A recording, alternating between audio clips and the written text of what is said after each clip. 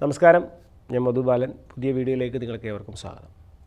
ഇന്നത്തെ വീഡിയോയിലൂടെ ഞാൻ നിങ്ങളോട് ഷെയർ ചെയ്യുന്നത് ലോ ഓഫ് അട്രാക്ഷൻ്റെ വളരെ പവർഫുൾ ആയിട്ടുള്ള ടെക്നിക്കാണ്. അപ്പോൾ നമ്മൾ ചില ആൾക്കാരിൽ നിന്ന് ചില സന്ദേശങ്ങൾ ലഭിക്കാൻ വെയിറ്റ് ചെയ്യുന്നുണ്ടാവും. ചിലപ്പോൾ അത് നമ്മുടെ റിലേഷൻഷിപ്പിൻ്റെ കാര്യത്തിലായിരിക്കും. നമ്മളെ വിട്ടുപോയ, നമ്മളോട് ബ്രേക്കപ്പായി പോയ ആൾക്കാരിൽ നിന്ന് ഒരു മെസ്സേജ് കിട്ടിയിരുന്നെങ്കിൽ, അല്ലെങ്കിൽ വളരെ കാലമായിട്ട് ഒരു വിവരവുമില്ലാത്ത ഒരു തരത്തിലുള്ള ഒരു ന്യൂസും കിട്ടാത്ത ചില ഡീലിങ്ങുകളുടെയൊക്കെ ആൾക്കാരിൽ നിന്ന് ചില സന്ദേശങ്ങൾ ലഭിക്കാൻ, ചിലപ്പോൾ സാമ്പത്തിക ഇടപാടൊക്കെ ആയിരിക്കും. അവരെവിടെയും നമുക്ക് നോക്കിയിട്ട് കാണുന്നുണ്ടാവില്ല. അപ്പോൾ അവരിൽ നിന്നൊക്കെ ഒരു സന്ദേശം കിട്ടിയാൽ കൊള്ളാം എന്നൊക്കെ നമ്മൾ ആഗ്രഹിക്കുന്നുണ്ടാവും. പ്രത്യേകിച്ച് ബന്ധങ്ങളുടെ കാര്യത്തിൽ നമ്മൾ ബ്രേക്കപ്പായി പോയവരെന്നൊക്കെ വീണ്ടും അവർ നമ്മളെ ബ്ലോക്ക് ചെയ്ത് പോയവരൊക്കെ നമ്മളോടൊന്ന് കോണ്ടാക്റ്റ് ചെയ്തിരുന്നെങ്കിൽ എന്ന് നമ്മൾ ആഗ്രഹിക്കുന്നുണ്ട്. അപ്പോൾ അങ്ങനെയുള്ളവർക്ക് വേണ്ടിയിട്ടുള്ളതാണ് ഈ വീഡിയോ. ഓക്കെ, അതിന് നമുക്കറിയാം, ലോ ഓഫ് അട്രാക്ഷൻ എന്ന് പറയുന്നതിൽ ഓൾറെഡി നമുക്ക് ഇല്ലാത്ത ഒരു കാര്യത്തെ മാനിഫെസ്റ്റ് ചെയ്തെടുക്കാൻ പറ്റില്ല. ഇപ്പോൾ നിങ്ങൾ ഒരു കാറ് വാങ്ങിക്കാനാണ് ആഗ്രഹിക്കുന്നതെങ്കിൽ ആ കാറിനെ കുറിച്ചിട്ടുള്ള വ്യക്തമായ ഐഡിയ നിങ്ങളുടെ ഉള്ളിൽ വളരെ വ്യക്തമായിട്ട് ക്ലാരിറ്റിയോടുകൂടി ഉണ്ടാവുകയും അത് ഓൾറെഡി ആ കാറ് ഉപയോഗിച്ച് കഴിഞ്ഞ ഒരു ഫീലിംഗ് ഉള്ളിലുണ്ടാവുകയും ചെയ്യുമ്പോഴാണ് അത് മാനിഫെസ്റ്റ് ആവുന്നത്. എല്ലാ കാര്യങ്ങളും അങ്ങനെയാണ്. മനുഷ്യൻ്റെ ഏറ്റവും വലിയ കഴിവാണ് ഇമാജിനേഷൻ. ആ ഇമാജിനേഷൻ വളരെ വ്യക്തമായി അത് ഫീൽ ചെയ്ത് പഞ്ചേന്ദ്രിയങ്ങൾ കൊണ്ട് ഫീൽ ചെയ്യുമ്പോഴാണ് ശരിക്കത് പുറത്ത് മാനിഫെസ്റ്റ് ആവുന്നത്.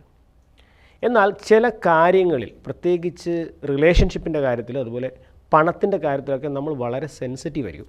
നമുക്ക് നഷ്ടപ്പെടുന്നതിനെ കുറിച്ചായിരിക്കും നമ്മൾ കൂടുതൽ ചിന്തിക്കുക. നഷ്ടപ്പെട്ടു പോയാൽ ഉണ്ടാവുന്ന വിഷമതകളെക്കുറിച്ചായിരിക്കും നമ്മൾ ചിന്തിക്കുക. അപ്പോൾ എന്താവും? സ്വാഭാവികമായും നമ്മൾ നഷ്ടത്തിലേക്കാണ് പോവുക. കാരണം നമ്മൾ ഏറ്റവും കൂടുതൽ ചിന്തിക്കുന്നതാണ് സംഭവിക്കുക. അതിലേക്ക് പോകുന്ന എനർജിയാണ് മാനിഫെസ്റ്റ് ആവുക. അപ്പോൾ ഓൾറെഡി ഉണ്ട് എന്നുള്ള വിശ്വാസത്തിൽ, ഇപ്പം ബ്രേക്കപ്പ് ചെയ്ത് പോയാലും അവർ നമ്മളെ കൂടെ തന്നെ ഉണ്ട്, അവരുമായിട്ടുള്ള നല്ലൊരു റിലേഷൻഷിപ്പൊക്കെ മെയിൻറ്റെയിൻ ചെയ്യാൻ സാധിക്കുന്നുണ്ട് എന്നുള്ള ഒരു ഉറച്ച ചിന്ത ഉള്ളിലുണ്ടാകുമ്പോഴാണ് മാനിഫെസ്റ്റേഷൻ സംഭവിക്കുന്നത്. അപ്പോൾ ആക്ട് ആസ് ഇഫ് എന്നൊക്കെ നിങ്ങൾ കേട്ടിട്ടുണ്ടാവും. അപ്പോൾ അതുമായി ബന്ധപ്പെട്ടിട്ടുള്ള ഒരു ടെക്നിക്ക് തന്നെയാണിത്. അതിനുവേണ്ടി നിങ്ങൾ എന്ത് ചെയ്യാമെന്ന് വെച്ചാൽ രണ്ട് തരത്തിൽ ചെയ്യാം. നമുക്ക് ലെറ്റർ എഴുതാൻ ഒക്കെ താല്പര്യമുണ്ടെങ്കിൽ ആ രീതിയിൽ ചെയ്യാം.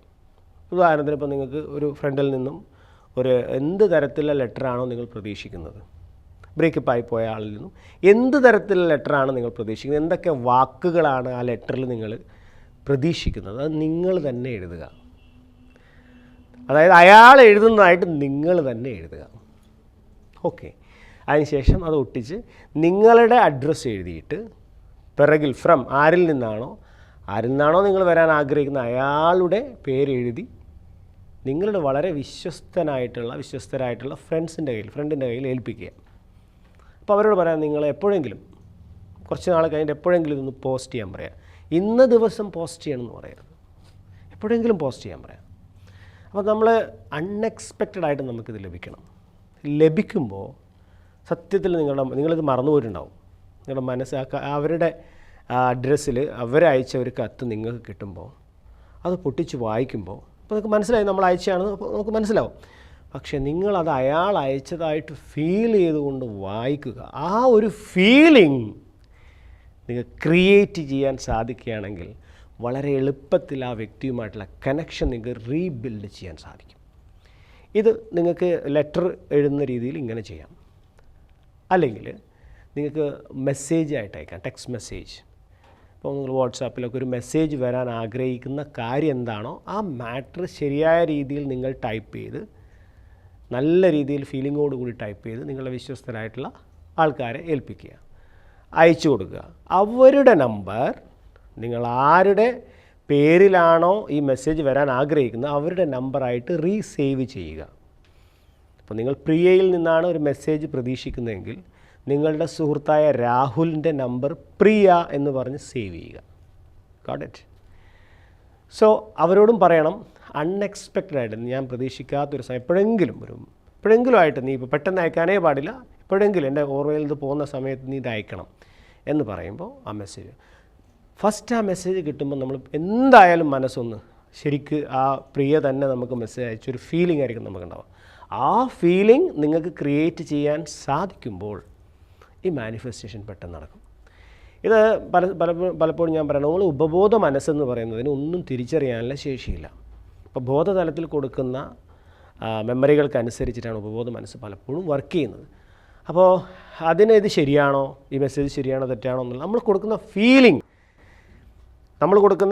ഫീലിംഗ് ആണ് അതിൻ്റെ യഥാർത്ഥമായിട്ടുള്ള എനർജി. അപ്പോൾ ആ ഒരു ഫീലിംഗ് നിങ്ങൾക്ക് അവിടെ കൊടുക്കാൻ സാധിക്കുകയാണെങ്കിൽ മാനിഫെസ്റ്റേഷൻ വളരെ എളുപ്പത്തിൽ നടക്കും. അപ്പോൾ ഇത് ട്രൈ ചെയ്യുക. നിങ്ങൾ ആഗ്രഹിക്കുന്ന ആൾക്കാരിൽ നിന്നുള്ള മെസ്സേജുകൾ നിങ്ങളിലേക്ക് വരട്ടെ. കമൻറ്റ് ചെയ്യുക. പുതിയ വീഡിയോകളുമായി നമുക്ക് വീണ്ടും കാണാം. Thank you for watching.